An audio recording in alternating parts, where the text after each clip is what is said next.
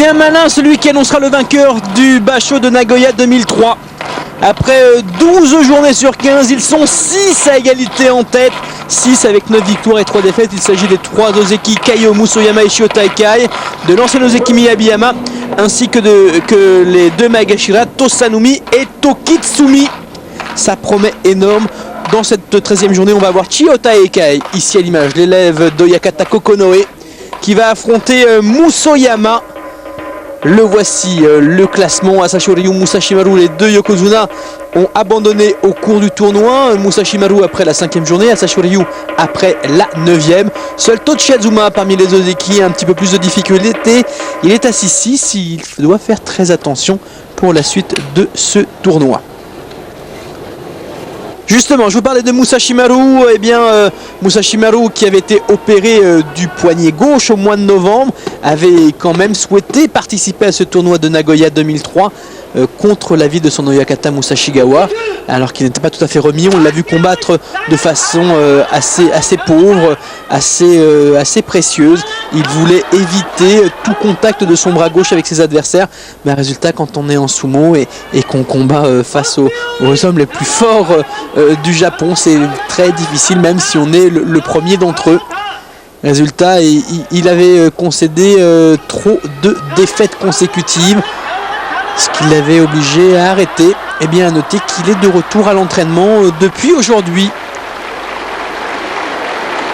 Et donc sera sans doute en forme pour le tournoi du mois de septembre, que vous suivrez bien évidemment sur Eurosport. Ici Wakiyama qui l'emporte. Tout en haut, je vous rappelle, ils sont 6, Kaio, Musoyama, Chiota Ikai, Miyabiyama, Tosanumi et Tokitsumi. Tamakasuga, lui, est menacé de concéder le Makekoshi. Asaseki Ryu, le jeune lutteur mongol, lui, espère obtenir le Kashikoshi.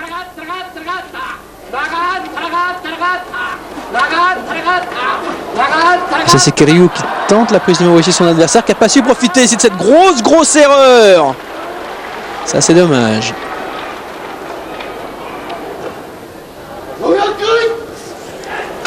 Encouragement de la part du Gyoji.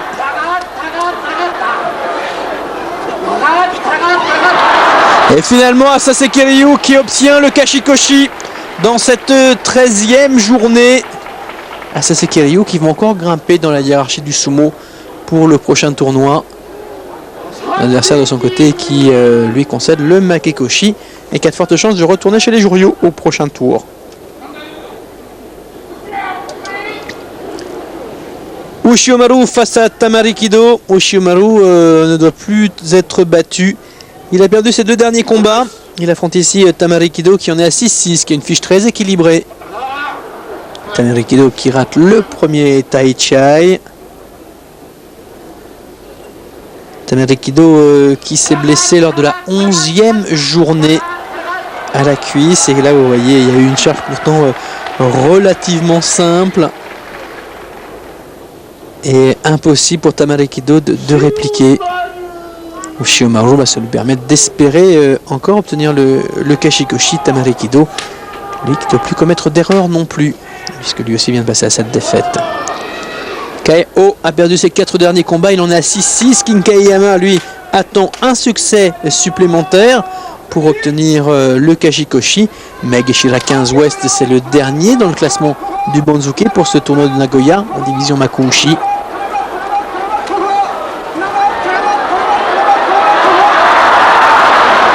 Tsuki Otoshi, ça s'appelle.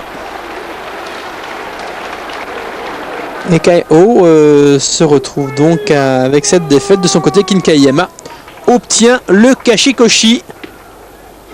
Et je me demande si c'est pas le premier Kashikoshi obtenu par Kinkayama. Je vais vous vérifier ça rapidement pendant que vous suivez Aojiyama face à Kotoryu. Kotoryu qui doit gagner absolument ses 2 derniers combats s'il désire rester au sein de la division.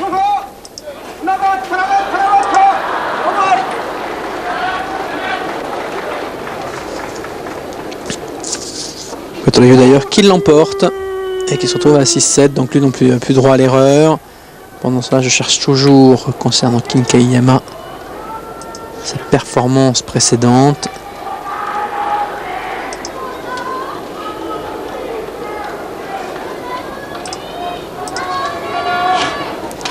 Tosanumi face à Okutoriki. Tosanumi qui est en tête de ce tournoi à égalité avec 5 autres lutteurs.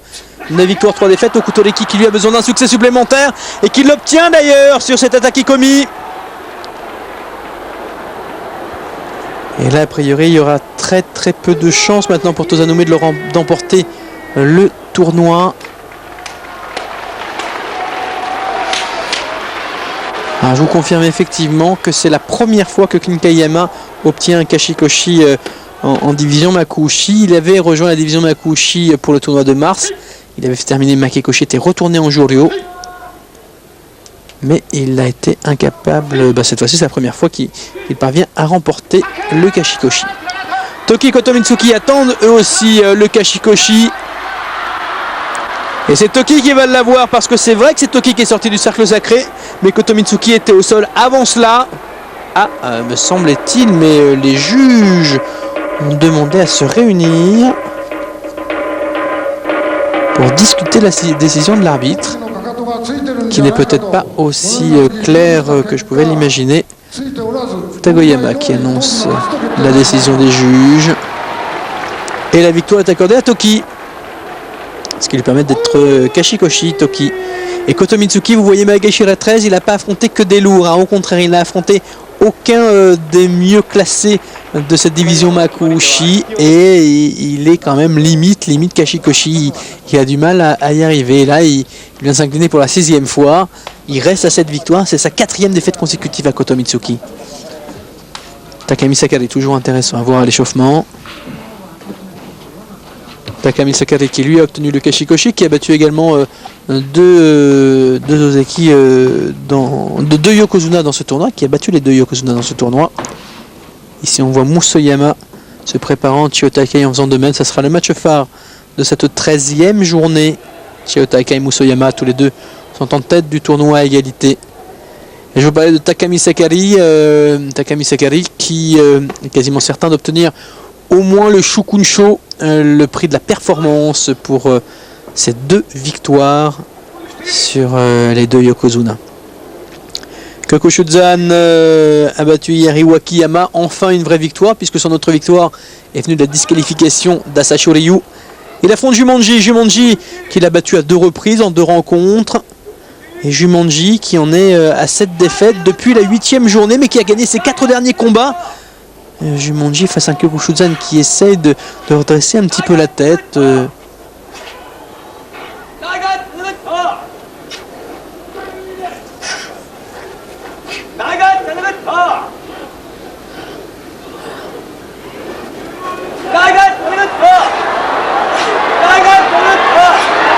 Oh, c'est bon ce compte de la part de Kyokushuzan qui était pourtant soulevé par Jumanji, qui a su se mettre en avant. On appelle ça un Yoritaoshi. Et Jumanji qui s'incline finalement. 4 victoires consécutives stoppées par l'étonnant Kyokushuzan, qui a attendu la fin de la dernière semaine pour enfin obtenir quelques victoires. C'est son 3e succès en 13 combats. Et Jumanji qui lui est Makekoshi. Dommage, ça aurait été une sacrée performance. Ah là, 2 très mal classés, hein. Otsukaza et Aminishiki tombeur de Musashimaru, pourtant le 3e jour, qui est blessé suite à sa chute face à Takanami, qui a du mal à se relever. Et là, la 11e défaite d'Aminishiki. Maegashira 1 West qui pouvait espérer rejoindre les Sanyaku.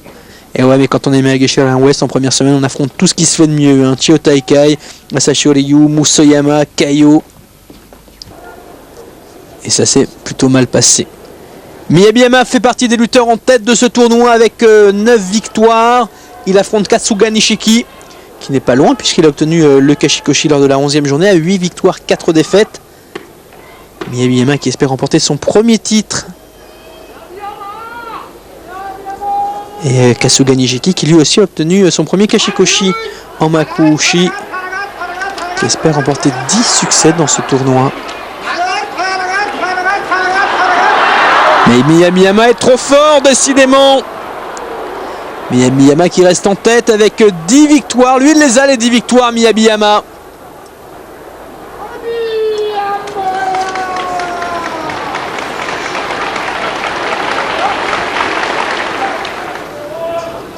Il y a bien un qui lui va revenir, hein, c'est certain maintenant, parmi les Sanyaku.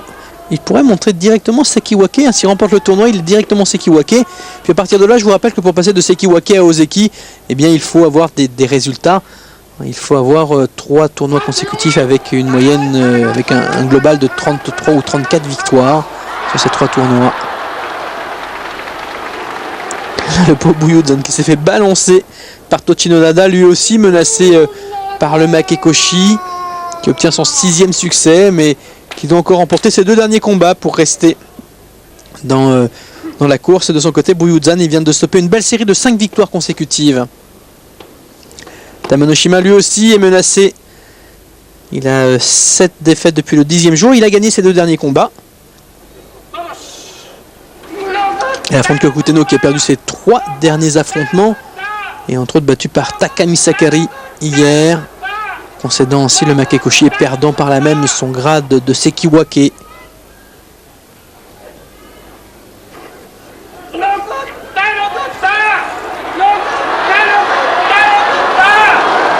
Kyokuten-oh qui est 1m91 et l'un des plus grands dans cette division Makuuchi en taille. Et là c'est des batailles de Yorikiri. Finalement c'est Kyokuteno qui parvient. Il avait tenté un Yorikiri également sur Takami Sakari, mais ce dernier avait pesé de tout son poids pour finalement l'emporter. Kyokuteno, 5e succès et donc 8e défaite pour Tamanoshima, qui lui aussi est Makekoshi dans ce tournoi. Lui aussi va perdre des places au prochain tournoi. C'est pas le cas des 2 lutteurs qu'on va voir maintenant. Tous les 2 à égalité avec 8 victoires et 4 défaites. Wakano Sato et Takami Sakari. Wakano Sato qui a remporté ses 6 derniers combats après avoir mal débuté, puisqu'il n'avait que 2 victoires sur les 6 premiers jours. Et les fans de Takami Sakari. A noter qu'ils se connaissent très bien, Wakano Sato et Takami Sakari. Ils sont tous les 2 originaires de la même préfecture, à Aomori. Ils se connaissent depuis qu'ils sont enfants en fait.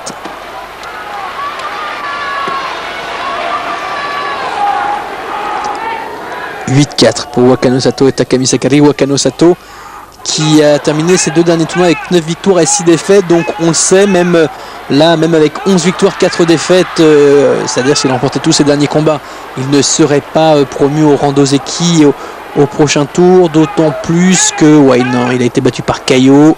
Ah, il a battu Chiyoda Ikai quand même. Il a battu un Ozeki quand même. Mais ça ne sera pas pour tout de suite. Là, imaginons qu'il reste à 11. 9 victoires au tournoi de mai, et ça fait 20 victoires. Il lui faudra 13 ou 14 succès au tournoi du mois de septembre pour obtenir le grade d'Ozeki. Et encore, ça veut dire qu'il remportera le tournoi hein, s'il a 13 ou 14 succès a priori. En tout cas, Wakano Sato, là c'est sa 9e victoire, la 7e consécutive.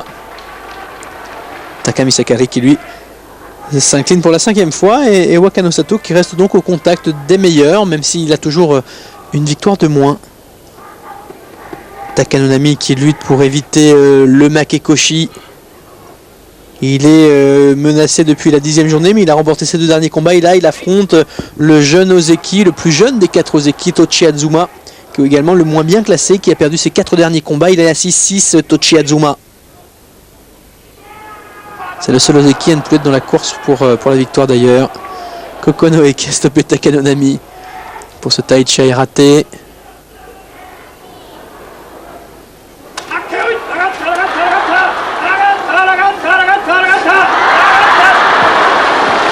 Tochi Azuma qui a été qui a eu beaucoup de sang-froid là pour ce combat. Il a pris une droite d'une violence. Et malgré cela, il a pu rester en ligne et finalement l'emporter. Ah, le combat phare de cette 13e journée, je vous le disais, entre 2 Ozeki, entre Musoyama et Chiyoda Ikai. Ils sont tous les 2 à égalité en tête du tournoi, 9 victoires, 3 défaites chacun. C'est la 21e fois qu'ils se retrouvent face à face. Musoyama mène 13 victoires à 7, mais là Musoyama s'est fait détruire par le boulet de canon et le Loshidashi de Chiyoda Ikai. Chiyoda Ikai, le tenant du titre, le vainqueur de Nagoya l'année dernière et qui espère bien remporter sa 4e coupe de l'empereur. Et Chiyo Taikai qui l'emporte, d'ailleurs 4e succès consécutif. Il se retrouve à 10-3 lui aussi, Musoyama qui perd une place. Kaio face à Tokitsumi, l'autre match phare. Là ce sont 4 des 6 lutteurs qui étaient en tête de ce tournoi qui se retrouvent face à face sur les 2 derniers combats. Tokitsumi a battu Kaio lors de leur dernier affrontement. Le vainqueur sera en tête avec Chiyo Taikai et Miyabiyama. Et c'est Kaio qui l'emporte. Kaio qui obtient ce 10e succès. Tokitsumi qui s'incline pour la 2e fois consécutive après avoir été battu par Musoyama. Il s'incline face à Kaio. Il lui reste encore à affronter Chiyo Taikai. Ça sera sans doute lors de la 14e journée. De son côté, Kaio sera opposé à Musoyama lors de cette 14e journée. Une 14e journée que je vous propose de suivre juste après la pause. Ils sont 3 en tête à égalité. Kaio, Chiyo Taikai et Miyabiyama. Rien n'est fait encore dans ce tournoi. A tout de suite.